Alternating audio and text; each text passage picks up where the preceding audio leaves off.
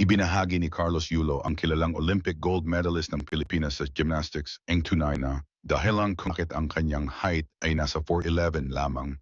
Isang bagay na madalas napapansin ng marami dahil mas mababa ito sa karaniwang taas ng mga kalalakihan sa bansa.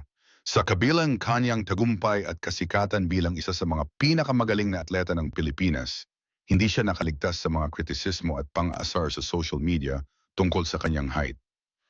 Ilan sa mga negatibong tawag sa kanya ay punggok at unano, na tila baga binabaliwala ang kanyang mga pambihirang kakayahan at achievements. Ayon kay Carlos, ang dahilan ng kanyang mas mababang tangkad ay nauugnay sa kanyang walang humpay na pagsasanay sa gymnastics mula pa nung bata siya. Yung mga buto ko po sa tuhod ay hindi nag-stretch dahil hindi po ako tumigil sa training, inamin niya.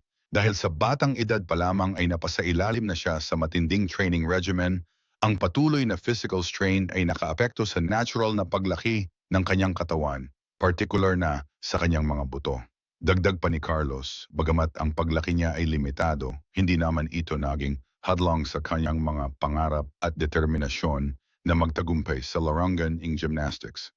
Sa katunayan, ang kanyang height ay nagbigay pa nga ng bentahe sa mga pisikal na aspeto ng sport, tulad ng flexibility, balance at mabilis na galaw, mga kritikal na sangkap para makuha ang world-class performances na ipinakita niya sa iba't ibang international competitions. One istorya ni Carlos ay nagmamaribay ng lakas ng loob at dedikasyon. Sa kabila ng mga negatibong puna tungkol sa kanyang height, ipinamalas niya na hindi ito mahalaga sa kanyang pag-abot sa tagumpay. Bilang isang atletang Pilipino na nagbigay ng karangalan sa bansa, si Carlos ay patunay na higit pa sa pisikal na aspeto ang sukatan ng isang tao.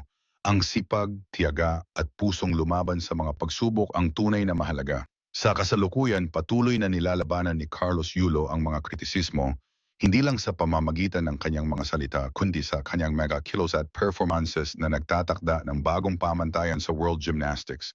Para sa kanya, ang pagiging matagumpay na atleta ay hindi nasusukat sa taas, kundi sa tapang at determination na lampasan ang lahat ng hadlang, pisikal man o emosyonal na maaaring kaharapin. Walang katotohanan ang balibalitang sinisi ni Carlos Yulo ang kanyang mga magulang sa kanyang pagiging maliit o pandak. Sa katunayan, sa mga nauna niyang pahayag, ipinahayag ni Yulo na nauunawaan niya ang mga dahilan sa likod ng kanyang height at hindi niya ito ibininteng kaninuman. Kabilang ang kanyang pamilya. Ayon kay Carlos, ang kanyang height na 4'11 ay resulta ng kanyang walang humpay na pagsasanay sa gymnastics mula pa noong siya ay bata. Nabanggit niya na ang patuloy na strain sa kanyang katawan dulot ng matinding training ay nakaapekto sa kanyang paglaki, particular na sa development ng kanyang mga buto. Sinabi rin niya na yung mga buto ko po sa tuhod ay hindi nag-stretch dahil hindi po ako tumigil sa training, na nagpapaliwanag kung bakit hindi umabot sa karaniwang taas ang kanyang katawan. Bagamat mas mababa si Carlos kumpara sa average height ng mga kalalakihan sa Pilipinas, hindi niya ito itinuturing na problema o bagay na dapat sisihin ng iba. Sa halip, tinanggap niya ito bilang bahagi ng kanyang journey bilang isang gymnast. Sa kabila ng mga komento at kritisismo tungkol sa kanyang height, ipinakita ni Yulo na hindi ito hadlang sa kanyang tagumpay at pagiging world-class athlete.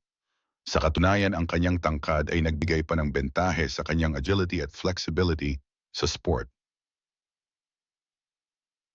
Ang mga ulat na sinisi ni Carlos Yulo ang kanyang mga magulang sa kanyang height ay maaaring gawa-gawa lamang o maling interpretation. Sa halip, ipinapakita ni Yulo ang pagalang at pagmamahal sa kanyang pamilya, lalo na sa mga sakripisyong ginawa ng kanyang mga magulang upang suportahan ang kanyang pangarap. Ang kanyang tagumpay ay resulta ng dedikasyon at suporta ng kanyang pamilya at ng kanyang sariling pagsisikap, at hindi niya kailanman ipinaramdam na may sinisisi siya sa kanyang pangarap. Ang kanyang tagumpay ay resulta ng dedikasyon at suporta ng kanyang pamilya at ng kanyang sariling pagsisikap, at hindi niya kailanman ipinaramdam na may sinisisi siya sa kanyang pagiging maliit. Sa mga patuloy na tanong tungkol sa kanyang height, mas pinipili ni Carlos Yulo na bigyang diin ang kanyang tagumpay sa halip na ang kanyang pisikal na aspeto. Sa mga mata ng kanyang mga tagahanga at ng buong bansa, si Carlos ay hindi kailanman itinuring na pandak. Siya ay isang higante sa larangan ng gymnastics at isang inspiration sa maraming Pilipino.